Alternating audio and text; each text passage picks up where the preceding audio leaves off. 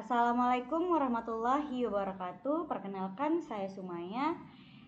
Saya di sini ingin mempresentasikan mata kuliah Manajemen Pengendalian Usaha, dosen pengampu Khalilul Qolik, SE, SH, MH, dan CMD. Pertama-tama saya akan mempresentasikan tentang pengertian strategis. Kata strategi berasal dari bahasa Yunani yaitu strategos yang terdiri dari dua suku kata yaitu stratos yang berarti militer dan ag yang berarti memimpin. Pada konteks permulaannya, strategi banyak diasumsikan sebagai sesuatu yang dilakukan oleh para jenderal dalam membuat rencana menaklukkan atau mengalahkan musuh guna meraih kemenangan dalam perang. Oleh karena itu, sangatlah masuk akal apabila istilah ini sangat dekat dengan dunia militer dan politik. Strategi digunakan untuk 3 tujuan organisasi, apa saja? 1. Pendukung dalam pengambilan keputusan. 2. Sarana koordinasi dan komunikasi. 3. Konsep. Strategi adalah prioritas atau arah keseluruhan yang luas yang diambil oleh organisasi. Strategi adalah pilihan-pilihan tentang bagaimana cara terbaik untuk mencapai misi organisasi. Strategi ini memiliki beberapa sifat yang beberapa di antaranya dapat dijelaskan di bawah ini.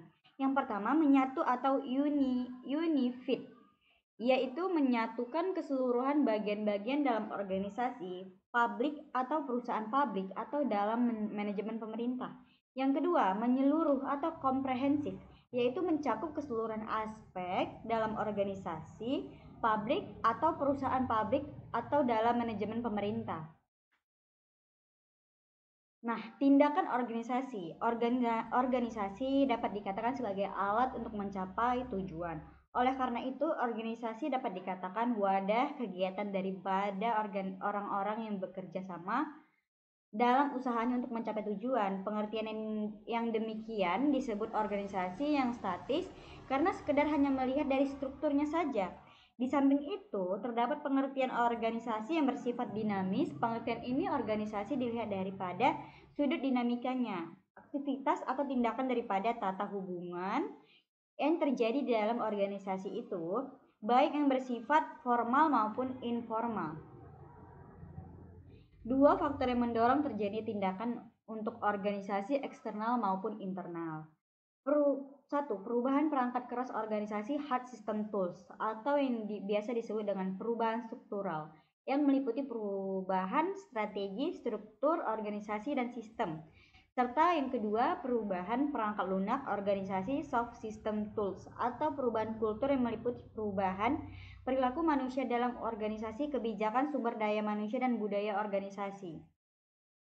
Evaluasi dan pengendalian. Nah, evaluasi dan pengendalian dipandang sebagai sebuah proses menentukan hasil yang telah dicapai dalam beberapa kegiatan yang direncanakan untuk mendukung tercapainya tujuan.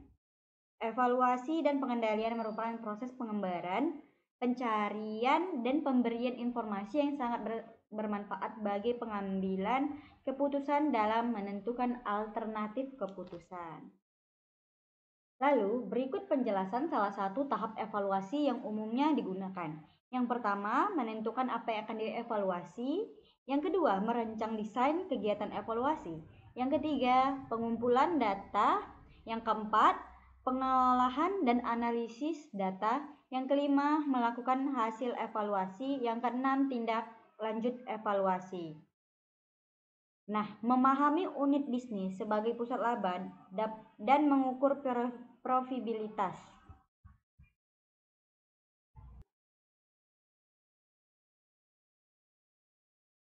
Memahami unit bisnis sebagai pusat laba dan mengukur profitabilitas.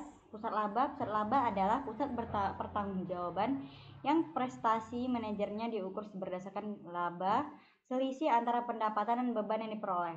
Manfaat pusat laba menjadikan unit organisasi sebagai pusat laba dapat memberikan manfaat. Terima kasih atas presentasi saya. Saya tutup dengan wassalamualaikum warahmatullahi wabarakatuh.